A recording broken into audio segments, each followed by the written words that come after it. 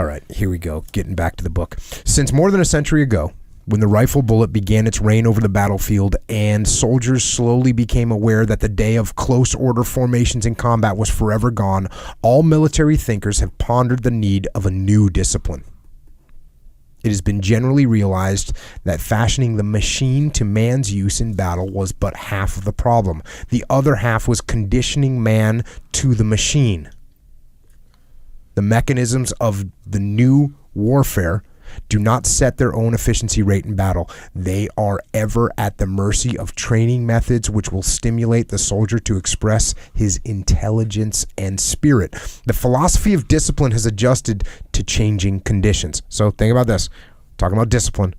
The philosophy of discipline has adjusted to changing conditions.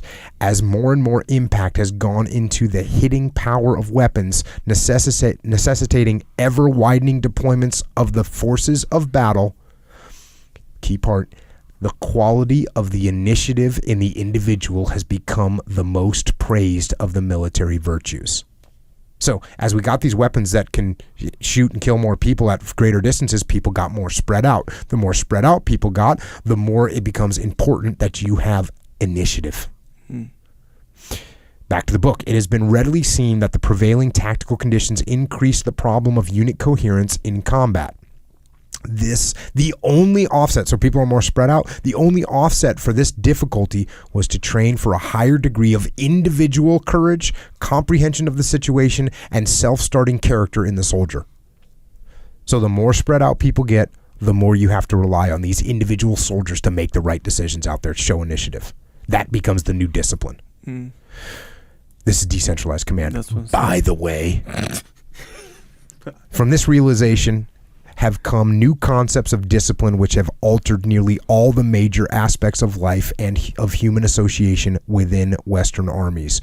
We have continued to grapple with the problem of how to free the mind of man, how to enlarge his appreciation of his personal worth as a unit in the battle, how to stimulate him to express his individual power within limits which are for the good of all. How do we free the mind? How do we, and notice this is a little dichotomy here, free the mind to express individual power, but here's the dichotomy, within limits which are for the good of all. So you can't just be doing what's good for you. You can't just free your mind and do whatever you think is right for your own purpose. You need to do it for everyone, the good for all. Back to the book. It is universally recognized that as the means of war change, so must the intelligence of man be quickened to keep pace with the changes.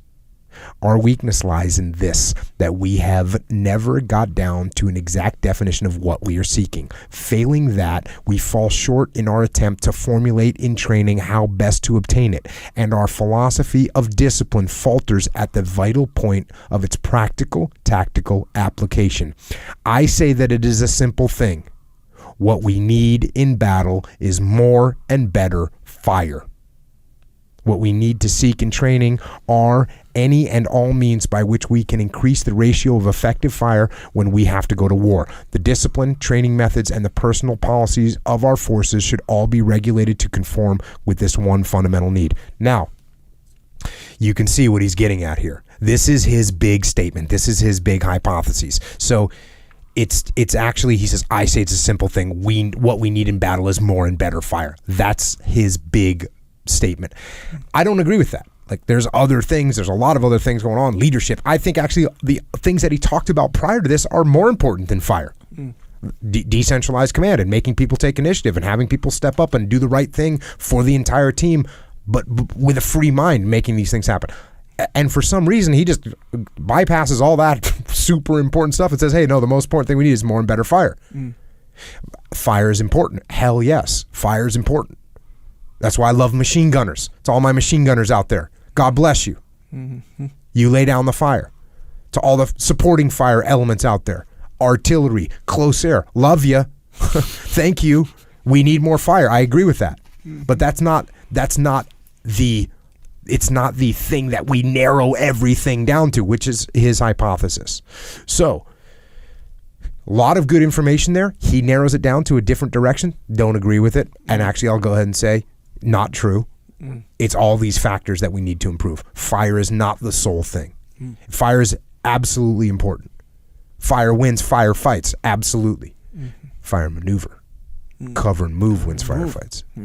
It helps. So fire helps win firefights. It doesn't win it on its own. Yeah.